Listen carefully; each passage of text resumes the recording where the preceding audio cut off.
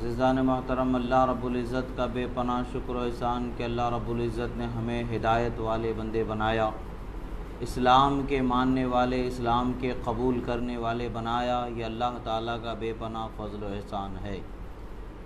ہمیں اللہ نے انسان بھی بنا کر کے پیدا فرمایا، یہ اس کا بہت بڑا فضل و احسان ہے۔ اگر خدا چاہتا ہمیں انسان نہ بنانا تو ہماری تخلیق میں کوئی اسے تعرض کرنے والا نہیں۔ وہ اپنی مرضی کا مالک ہے، جسے چاہے جس تخلیق میں ڈھالنا چاہے، جس انداز سے وہ پیدا کرنا چاہے، وہ مالک کائنات ہے، وہ رب العالمین ہے۔ مگر اللہ نے مخلوقات میں جو سب سے بہترین مخلوق ہے، انسان بنا کر کے اللہ نے ہمیں پیدا فرمایا، اور ساتھ ہی ساتھ اس انسان کے ساتھ پھر اللہ نے ہدایت کے قبول کرنے والا بندہ بنایا۔ یہ اس کی محض توفیق ہے جو اللہ نے ہمیں عطا فرمائی ہے۔ ذالک فضل اللہ یؤتیہ من یشاء واللہ ذو الفضل العظیم۔ بے شک اللہ تبارک و تعالی فضل و عظمت والا ہے، جسے چاہتا ہے اپنے انعام سے مالا مال فرما دیتا ہے۔ آج الحمدللہ ہم اسی کلمے کے ماننے والے ہیں جس کلمے کو نہ مان کر کے ابو جہل نے اپنی زندگی دنیا و آخرت کی جہنمی بنا ڈالی، اور الحمدللہ آج اللہ کے فضل و کرم سے ہمیں اس دین کی جو نعمت ملی ہے، وہ نعمت ایسے ہی آسانی سے ہم تک پہنچنے والی نعمت نہیں ہے۔ آج ہم مسلمان ماں باپ کے پیٹ میں پیدا ہو گئے تو اسلام کی تعلیم بچپن سے گھٹی میں پڑتی چلی گئی۔ یہ بھی ماں باپ مسلمان جو اللہ نے عطا فرما دیا، یہ ہمارے لیے بہت بڑی نعمت ہے۔ عزیزان محترم، یہ جو نعمت ہمیں اللہ تعالیٰ نے بغیر محنت کے، بغیر جستجو کے، بغیر تکلیف کے جو عطا فرما دیا ہے، اس محنت کی حفاظت ہم پر بے پناہ ضروری ہے۔ یہ دین کے حفاظت اور ایمان کے حفاظت، ہمارے عقیدے کے حفاظت بے پناہ ضروری ہے۔ اللہ تعالیٰ نے ہمیں یہ نعمت دے دی ہے۔ انسان کو سمجھنے کے لیے ایک مثال میں آپ حضرات کے سامنے پیش کرنا چاہوں گا۔ آپ راستے میں جا رہے ہیں اور آپ کو راستے میں ایک سونے کی اینٹ پڑی مل جاتی ہے، اور آپ اس سونے کی اینٹ کو اٹھا کر کے اپنے گھر لاتے ہیں، تو اس کی حفاظت کیسے کرتے ہیں؟ کیا اسے ایسے ہی گھر کے کسی کونے کچلے میں پھینک دیتے ہیں، یا کسی محفوظ جگہ پر اس کے حفاظت کے ساتھ اس کو رکھتے ہیں؟ ہر روز اس کی حفاظت کا خیال کرتے ہیں، کہیں کچھ اس حفاظت کرنے میں، کیے جانے میں کوتاہی تو نہیں ہوئی ہے، تالا وغیرہ ٹوٹا پھوٹا تو نہیں ہے، کہیں کسی نے اس کو نکالنے کی کوشش تو نہیں کی ہے۔ جب تک کہ اطمینان نہیں ہو جاتا، دل کو سکون نہیں ملتا کہ وہ چیز محفوظ و سلامت ہے۔ یہ دنیا کی دولت ہے، آج آئی ہے تو کل اس کو جانا ہی ہے، یا ہمیں دنیا کو چھوڑ کر کے جانا ہی ہے، ہم ہی اس کے ساتھ ہمیشہ رہیں گے، ایسا نہیں ہے، یا وہ ہمارے ساتھ ہمیشہ رہے گی۔ دولت دنیا کی ایسا نہیں ہے، بل ایمان ایک ایسی عظیم دولت ہے، بندہ اگر اس کی صحیح معنوں میں حفاظت کرے تو دنیا میں بھی اس کے ساتھ رہنے والی دولت ہے، اور آخرت میں بھی اس کے ساتھ رہنے والی دولت ہے۔ جس دولت کو ہم، یا دولت ہم کو چھوڑ دینے والی ہے، اس دولت کے پیچھے دوڑنا کیا فائدے کا ہمارا؟ ہمیں اس دولت کی حفاظت کرنی ہے جو یہاں بھی ہمارے کام آنے والی ہے، وہاں بھی ہمارے کام آنے والی ہے، آخرت میں بھی جو ہمیں کامیابی دلائے، وہ دولت دولت ایمان ہے۔ اور یہ جو دولت ایمان ہم تک پہنچی ہے، اس کے پہنچانے والوں کو تہس نہس کرنے کا بہت زمانوں میں ارادہ کیا گیا۔ ابتدا میں بھی ارادہ ہوا، بعد میں بھی ارادہ ہوا، اور آج بھی ارادہ ہے، قیامت تک کے ارادہ کرنے والے ارادہ کرتے رہیں گے کہ اسلام اور اسلام کے ماننے والوں کو مٹا دیا جائے گا۔ مگر یاد رکھے، فانوس بن کر کے جس کی حفاظت ہوا کرے، وہ شمع کیا بجھے جسے روشن خدا کرے گا۔ دین یہ اللہ کی نعمت ہے، اور اللہ کا دیا ہوا عظیم راستہ ہے، یہ خود اسی کی حفاظت میں ہے۔ اللہ نے فرمایا، ہم ہی اس کے نازل کرنے والے، ہم ہی اس کے حافظ و نگہبان ہے۔ خدا ہمارا حافظ و نگہبان ہے، خدا ہمارے دین کا حافظ و نگہبان ہے۔ بے شک ہمیں کوئی فکر و ملال نہیں، مگر اس کے ساتھ ساتھ ہماری جو ذمہ داری ہے، اس ذمہ داری کو پورا کرنا ہے۔ رسول اللہ صلی اللہ تعالی علیہ وسلم کے جانثار صحابہ کرام کس قدر رسول اللہ سے محبت کیا کرتے تھے اور ایمان کی عظمت کیا ہوتی ہے، ایمان کی بلندی کیا ہوتی ہے، وہ ہمیں صحابہ کرام کے اخلاق و کردار سے سمجھنے کو ملتا ہے۔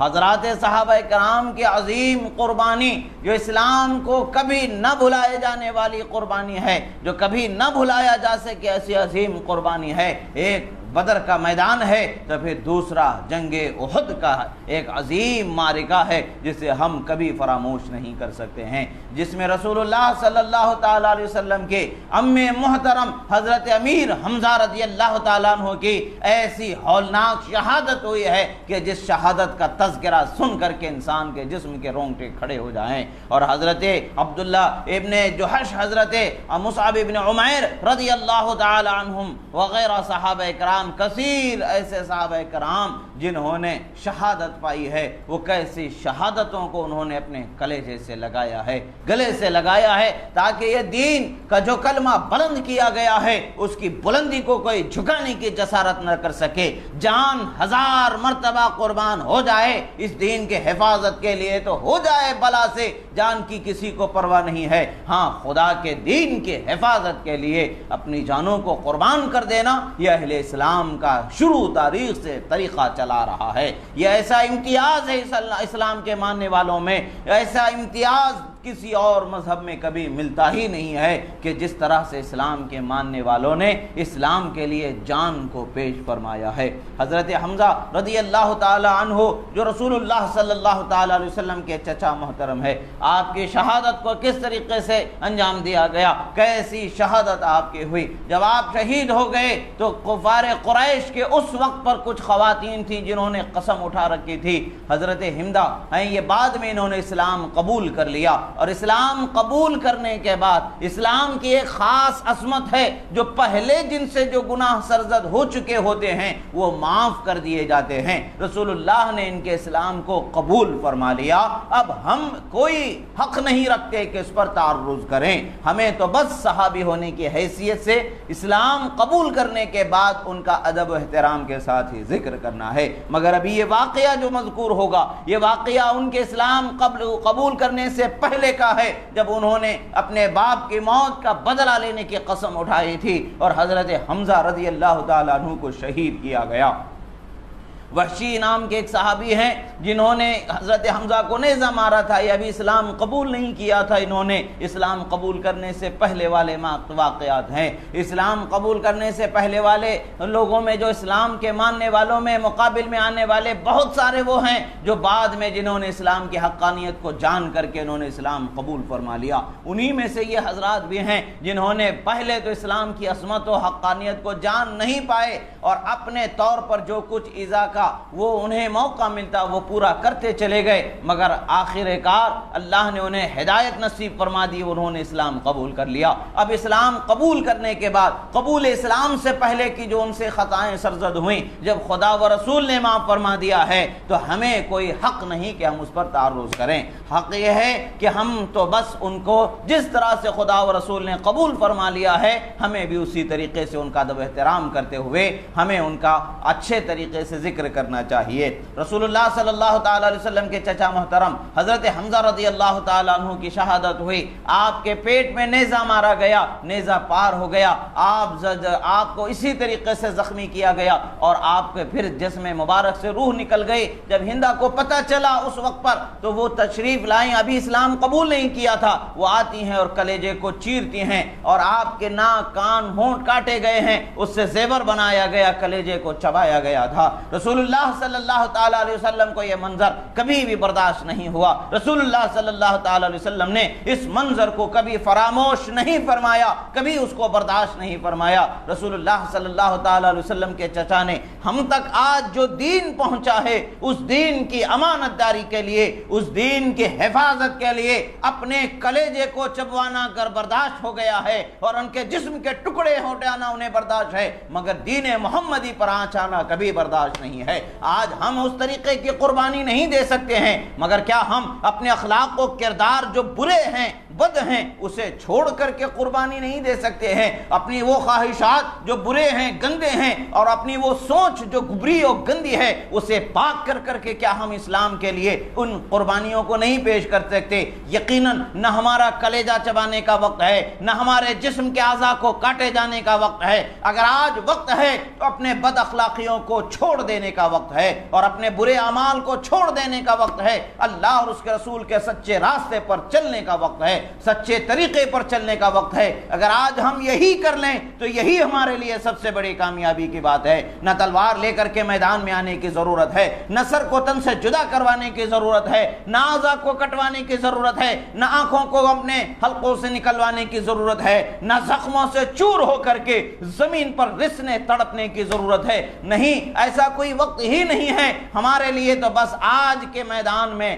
آج کا ہمارا مقابلہ اپنے ہی برے اخلاق سے ہو رہا ہے، اور افسوس کی بات ہے کہ ہمارے برے اخلاق کو شیطان کی پشت پناہی مل رہی ہے، اور شیطان اور شیطانی اخلاق جیتتے چلے جا رہے ہیں، اور ہم اتنے کمزور ہو چکے ہیں کہ اخلاق حسنہ، رسول اللہ کے اخلاق، اللہ کے ولیوں کے اخلاق، صحابہ کے اخلاق، اہل بیت کے اخلاق کو ہم اپنانے سے پرے ہوتے چلے جا رہے ہیں اور دنیا کے دلدل میں دھنستے چلے جا رہے ہیں۔ حضرت رسول اللہ صلی اللہ تعالی علیہ وسلم کی محبت میں صحابہ کرام کس قدر قربانیوں کو انہوں نے پیش فرمایا ہے۔ کیا ہم کبھی سوچ سکتے ہیں کہ ہمارے کسی عزیز کو جب موت ہو جائے تو اس کے بعد ان کے جسم کو چاک کر دیا جائے، سینہ چیر دیا جائے، اور سینے کے اعضاء کو، دل کو، جگر کو نکالا جائے، چبایا جائے، کاٹا جائے، ہونٹ و کان کو کاٹ کر کے زیور بنا کے گلے میں پہنایا جائے یا پہنا جائے؟ کیا ہم کبھی اسے برداشت کر سکیں گے؟ کیا ہم اسے کبھی گوارا کر سکیں گے؟ یقیناً ہم کبھی اسے گوارا نہیں کر سکتے۔ تو سوچئے کہ رسول اللہ کے جسد، رسول اللہ صلی اللہ علیہ وسلم کے دل پر کیا گزری ہوگی جب آپ کے چچا کے ساتھ ایسا سلوک ہوا ہوگا۔ مگر یہ سب کچھ ہونے کے باوجود وہی مجرم جب رسول اللہ کے سامنے آ کر کے اسلام قبول کرتے ہیں تو رسول اللہ انہیں معاف فرما دیتے ہیں۔ یہ اسلام کی حقانیت ہے کہ درگزر کرنا، معاف کرنا، یہ اسلام کے ماننے والوں کو، اور سب سے زیادہ سید الانبیاء کو اللہ تبارک و تعالیٰ نے یہ شان عظیم عطا فرمائی تھی کہ وہ معاف فرما دیا کرتے ہیں۔ اللہ کے رسول صلی اللہ تعالی علیہ وسلم کے چچائے محترم کے ساتھ جو سلوک ہوا، اس کے بعد جب انہوں نے لا الہ الا اللہ محمد رسول اللہ کہہ کر کے معافی چاہی تو معاف کر دیا گیا۔ اسی طریقے سے حضرت قتادہ ہے، اور آج ہمارے سب سے بڑی مصیبت یہ ہے، سب سے بڑی ہماری کم آئے گی یہ ہے کہ ہم اپنے بچوں کو اور خود کو دین کے اچھے واقعات سے ہم نے آگاہ نہیں کیا ہے، تاریخی دینی واقعات سے ہم نے اپنے آپ کو دور کر لیا ہے۔ ہم نے تو بس دنیاوی سلیبس کو اپنا لیا ہے، وہی سلیبس کے پڑھنے پڑھانے میں ہمارے بچوں کی عمریں جوانی تک پہنچ جاتی ہیں، اور اس کے بعد زندگی کے میدان میں کامیابی کی دوڑ میں مسابقہ ہمارے بچوں کا ہوتا رہتا ہے۔ کوئی کتنا کما رہا ہے، کون کتنا کما رہا ہے، اسی میں دوڑتے دوڑتے زندگی تمام 40 کے اوپر ہو جاتی ہے، اور آگے چلتے ہیں تو گھٹنے قبر میں لٹک جاتے ہیں، تب ہمیں خدا خدا کرنا یاد آتا ہے۔ یہ کتنے افسوس کی بات ہے کہ ہم نے جس چیز کو بچپن سے حاصل کرنا چاہیے تھا اس سے ہم نے بڑھاپے میں سیکھنا شروع کر لیا ہے۔ یہ کتنے افسوس کی بات ہے کہ ہم نے دین کی تعلیم کو بچپن سے اپنے ذہن و فکر میں سرایت کر لینا چاہیے تھا، اس کو ہم بڑھاپے میں حاصل کرنا چاہ رہے ہیں۔ وہ وقت جب کہ ہماری اولاد ہماری نافرمان ہوتی ہے، وہ وقت جب کہ ہمارے اپنے ہم سے بیزار ہو چکے ہوتے ہیں، اس وقت پر ہمیں کوئی اپنے کی تلاش ہوتی ہے، کسی غم گسار کی تلاش ہوتی ہے، کسی دل کی راحت کے سامان کی تلاش ہوتی ہے، تو یقیناً اللہ نے فرمایا ہے الا بذکر اللہ تطمئن القلوب، بے شک دل کو اللہ کے ذکر سے ہی سکون ملتا ہے، اطمینان ملتا ہے۔ اب اس اطمینان کی طرف ہم توجہ کرتے ہیں۔ کیا افسوس کی بات ہے، کیا ہمارا یہ حق نہیں، کیا ہمارا یہ فرض نہیں کہ جس رب نے ہمیں تعلیم اپنے ماں باپ کی کوکھ سے عطا فرما دی ہے، کلمہ ہمیں مل گیا ہے، اسلام ہمیں مل گیا ہے، اب اس کی تعلیم کو حاصل کریں، اس کی معلومات اپنے ذہن میں بٹھائیں، تاکہ ہم اپنے آنے والی نسلوں کے لیے بہتر سامان مہیا کر سکیں۔ کیا یہ ہمارے پاس نہیں ہے سلوک؟ کیا یہ ہمارے پاس نہیں ہے اخلاق؟ عزیزان محترم یاد رکھیں، آج یہ ہماری ذمہ داری ہے کہ ہم خود بھی سیکھیں، عمر کے جس پڑاؤ میں بھی ہیں سیکھیں، اور اپنے آنے والی نسلوں کو اور اپنے بچوں کو عمر کے پڑاؤ کے ساتھ ساتھ دینی تعلیم کی طرف توجہ دلائیں۔ عزیزان محترم جب ہم جانیں گے نہیں کہ ہمارے بزرگوں نے کیسی کیسی قربانیاں دی ہیں تو ہمیں کیا احساس ہوگا کہ ہمیں نعمت کیسی ہمارے پاس پہنچی ہے۔ بھوکوں سے پوچھیں گے تو دولت کا پتہ چلتا ہے، ننگوں سے پوچھیں گے تو کپڑوں کی عظمت کا پتہ چلتا ہے۔ ایسے ہی جو بے ایمان ہیں انہیں دین کی کیا عظمت ہوگی، کیا وقت ہوگی۔ قدر کرنے والے تو ایمان والے ہی ہیں، جو ایمان کی قدر کرنے والے ہیں، جن کے لیے جنت کو خدا نے سجایا ہے، جن کے لیے نعمت کو خدا نے بنایا ہے، جن کے لیے عظمت کو خدا نے بنایا ہے۔ یہ ساری کی ساری نعمتیں اور کامیابی کس کے لیے ہے؟ ایمان والوں کے لیے ہے۔ اور ایمان والے کیسے ہوتے ہیں؟ آنکھ رہ جائے یا چلے جائے انہیں غم نہیں ہوتا ہے، بس آقا کے چہرے پر مسکراہٹ رہ جائے یہی انہیں فکر ہوا کرتی ہے۔ جنگ احد کا میدان ہے، ایک صحابی رسول صلی اللہ تعالی علیہ وسلم زخموں سے چور ہو چکے ہیں، چلنے کی بدن میں طاقت نہیں ہے، نہ ہاتھ بڑھانے کی طاقت ہے، نہ ہاتھ کو جھکانے کی طاقت ہے، نہ جانے کتنے جسم پر گھاؤ لگے ہوئے ہیں، کہیں تیر چبھا ہوا ہے تو کہیں تلوار کی کاٹ ہے تو کہیں نیزہ چبھا ہوا ہے تو کبھی گھوڑوں کے تلے روندے جانے کا درد ہے، نہ جانے کیسے کیسے زخموں کو لیے ہوئے ہیں۔ ہر آدمی اس عالم میں اگر اپنی انگلی بھی ہماری کٹ جاتی ہے پیاز کاٹتے وقت تو ہم اس زخم کو مٹانے کی، اس زخم کو بھرنے کی دوا کی طرف توجہ کر لیتے ہیں۔ وہاں تو سر سے پیر تک قدموں میں، وہ سر سے پیر تک جسم ان کا زخموں میں چور ہے، انہیں فکر ہو رہی ہے تو کس کی فکر ہو رہی ہے؟ خدا کے رسول کی فکر ہو رہی ہے۔ انہیں خیال ہو رہا ہے تو خدا کے رسول کا خیال ہو رہا ہے۔ میدان احد میں ڈھونڈ رہے ہیں، ہر ملنے والے سے پوچھ رہے ہیں، خدا را بتاؤ رسول اللہ کو تم نے کہاں دیکھا ہے؟ خدا را بتاؤ رسول اللہ کو تم نے کہاں دیکھا ہے؟ ایک افواہ کو اڑا دیا گیا تھا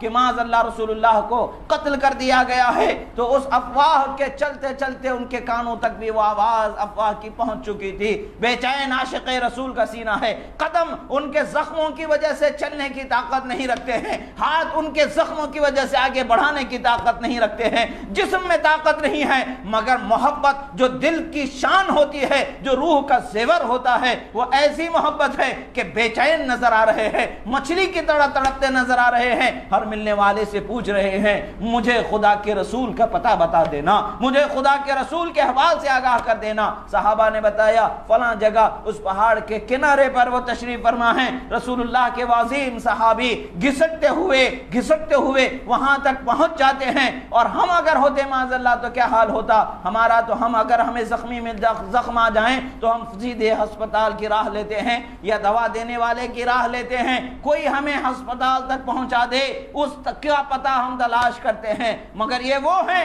کہ وہ ہم دنیا کے طلبگار ہیں، مگر صحابہ دنیا کے طلبگار نہیں ہیں، وہ بھی پتہ پوچھ رہے ہیں، ہاسپٹل کا نہیں، جنت کو لے جانے والے رہبر کا پتہ پوچھ رہے ہیں، جنت کو پہنچانے والے نبی کا پتہ پوچھ رہے ہیں۔ وہ رسول اللہ کے قریب جب پہنچ جاتے ہیں، رسول اللہ کے چہرے کو دیکھ لیتے ہیں، سرکار اپنے عاشق کو گھسٹتا ہوا آتا دیکھ کر کے مسکرا دیتے ہیں۔ وہ صحابی عرض کرتے ہیں فزت برب الکعبہ، فزت برب الکعبہ، رب کعبہ کی قسم میں کامیاب ہو گیا، میں کامیاب ہو گیا۔ عزیزان محترم ہمارے لیے بھی یہی کامیابی ہے۔ خدا کے رسول قیامت میں اگر اپنے امتی کو دیکھ کر کے مسکرا دے تو وہی اس کی معراج ہے، وہی اس کی کامیابی ہے۔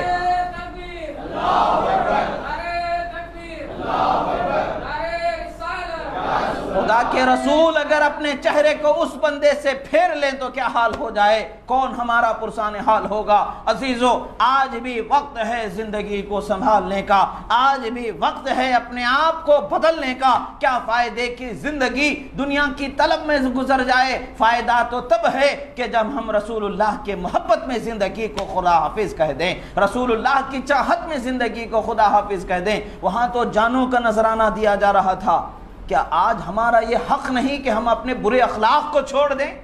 کیا آج یہ ہمارا حق نہیں کہ ہم رسول اللہ کی سنتوں کو اپنا لیں؟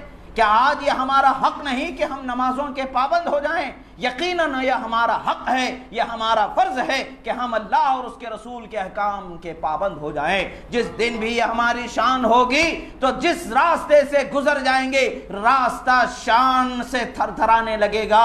جب رسول اللہ احد کے پہاڑ پر تشریف فرما ہو جاتے تھے، آپ کے ساتھ حضرت صدیق، حضرت فاروق، حضرت ذوالنورین تشریف فرما ہے، اور پہاڑ ہلتا نظر آ رہا ہے، ہم تو کہیں گے جھومتا نظر آ رہا ہے، رسول اللہ کے شان و عظمت کے روب و دبدبے سے تھر تھراتا نظر آ رہا ہے۔ رسول اللہ نے ٹھوکر لگائی اور فرمایا، اے پہاڑ سہم جا، ٹھہر جا، کیا تجھے معلوم نہیں کہ تجھ پر ایک نبی ہے، تجھ پر ایک صدیق ہے، 2 شہید تجھ پر ہیں، کیا تجھے اس کا پتہ نہیں ہے؟ کیوں تھر تھرا رہا ہے؟ تو پہاڑ خاموش و ساکت ہو گیا۔ تو یہی حال ہوگا جب عاشق رسول، محبت رسول کا جذبہ لیے ہوئے، رسول اللہ کے سراپے کا تصور لیے ہوئے اپنی نگاہوں میں زمین پر بھی چلے تو زمین اس کے عشق و محبت پر جھومتی نظر آئے گی۔ جس دن مومن کی یہ شان ہو جائے گی، وہ جس راستے سے جائے گا لا الہ الا اللہ محمد الرسول اللہ کا غلغلہ بلند ہوتا چلا جائے گا۔ یہی وہ شان تھی جسے اللہ کے ولیوں نے لے کر کے ہندوستان میں قدم رنجا فرمایا، جسے اللہ کے محبوب بندوں نے لے کر کے ہندوستان میں قدم رنجا فرمایا تو فلک سے سرا تک کے ایک ہی غلغلہ گونج رہا ہے، لا الہ الا اللہ محمد الرسول اللہ۔ اسی کے لیے ہماری زندگی ہے، اسی پر ہماری زندگی تمام ہونا ہے، یہی ہماری کامیابی ہے، یہی ہماری نجات ہے۔ اللہ تبارک و تعالیٰ سے دعا ہے جو کہا گیا سنا گیا، اس کے کہنے میں سننے میں جو غلطی ہوئی اللہ تعالیٰ اسے معاف فرمائے، جو حق و صحیح کہا گیا اسے قبول فرمائے، اور ہمیں صحیح معنوں میں دین کے سچی تعلیم پر چلنے کی توفیق عطا فرمائے۔ پروردگار جو بیمار ہیں انہیں شفا کاملہ عاجلہ عطا فرما، پروردگار جو قرض دار ہے انہیں بار قرض سے سبک دوشی عطا فرما، پروردگار جو پریشان حال ہے ان کی پریشانیوں سے انہیں نجات عطا فرما، پروردگار جن کے گھروں میں موتائیں ہوئیں مولا جو با ایمان دنیا سے رخصت ہو چکے ان کی مغفرت فرما، گھر والوں کو صبر و سکون عطا فرما، پروردگار اس بلا سے وبا سے تمام مومنوں مسلمانوں کی حفاظت فرما، پروردگار ہم کمزور و ناتواں بندے ہیں مولا ہم پر رحم فرما، کامیابی عطا فرما، ہمارے دین کی حفاظت عطا فرما، ہمارے مذہب کی حفاظت عطا فرما، ہمارے عقیدے کی حفاظت عطا فرما، ہمارے اخلاق و کردار کی حفاظت عطا فرما، ہمیں اسی پر چلنا نصیب فرما جسے تو اور تیرے حبیب پسند فرمائے۔ اقول قولی ھذا استغفر اللہ لی ولکم ولسائر المؤمنین وما علینا الا البلاغ المبین برحمتک یا رحمن۔